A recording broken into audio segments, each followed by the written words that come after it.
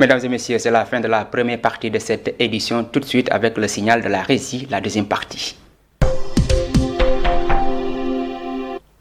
La deuxième partie de cette édition, la problématique de l'emploi et l'employabilité qui demeure une question centrale pour tous les régimes qui se sont succédés à la tête de notre pays, malgré la mise en place de divers mécanismes pour lutter contre le sous-emploi, le chômage et favoriser l'insertion professionnelle des jeunes. Ces défis restent persistants, mais quelles sont les véritables causes de ce chômage ou encore quelles solutions pourraient être envisagées? Les réponses, c'est dans ce dossier réalisé par Modou Diouf.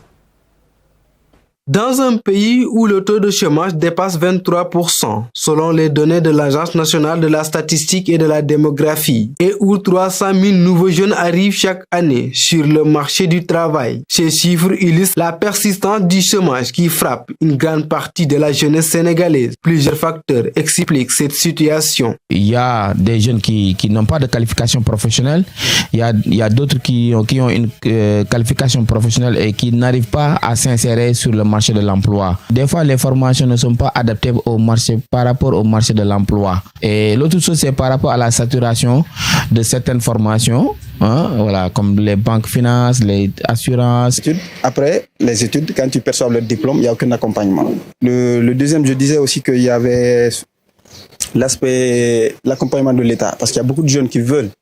Peut-être il n'y a pas de place, parce qu'il faut se dire la vérité, le système ne peut pas embaucher tout le monde.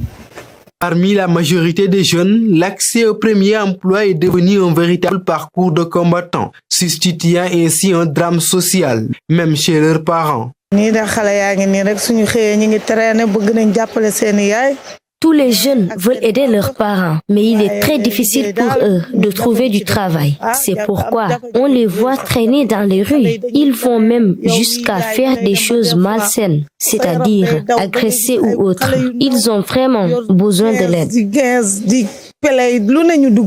Divers mécanismes de résorption du chômage des jeunes tels que la DER-FJ, le FONGIP, l'ANPEJ et le 3FPT entre autres ont été mis en place. Toutefois, la problématique de l'insertion et l'emploi demeure une préoccupation majeure. Et je pense qu'il y a des outils qui ont été mis en place et je pense que ces outils-là ont montré leurs limites.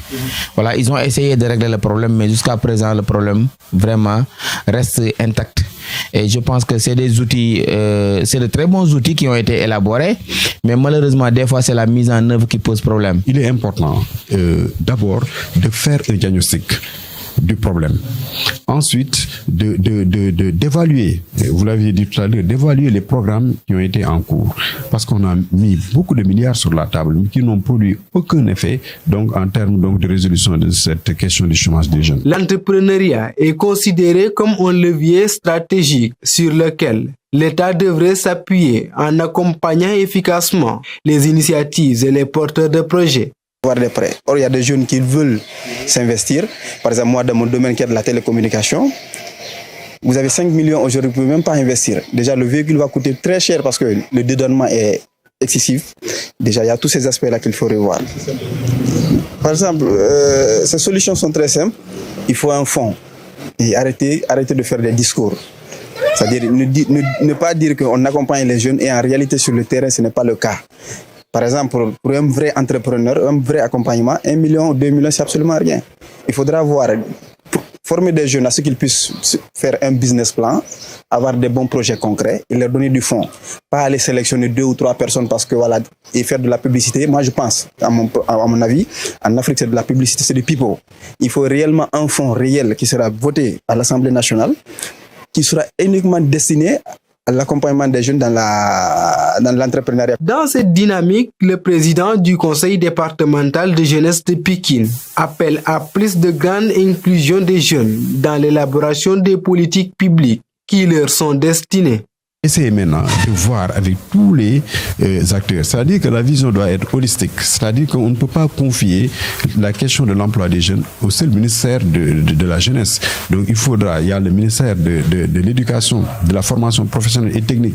Il y a d'autres ministères qui entrent en jeu. Je crois que si on associe tous ces acteurs-là et les acteurs de la société civile, de même que le secteur privé, parce que l'État aussi avait lancé une initiative qu'on appelle la formation duale école-entreprise. Je crois que c'est de bonnes initiatives, mais il faut qu'il y ait une harmonisation de tout cela. Et pour harmoniser cela, il faut que l'État définisse une politique de jeunesse qui est très claire, mais qui est inclusive. La jeunesse constitue un capital humain essentiel pour le développement social et économique d'un pays. Par conséquent, le nouveau référentiel de développement devrait, dans sa mise en œuvre, renforcer les capacités des jeunes afin qu'ils puissent pleinement contribuer à la réalisation de l'agenda national de transformation Sénégal 2050. Merci à vous, Modou Diouf. Mesdames et messieurs, c'est la fin de cette édition sur la radio-télévision communautaire RTC. Merci de l'avoir suivi. L'information continue sur www.iracsenegal.sn. Au revoir.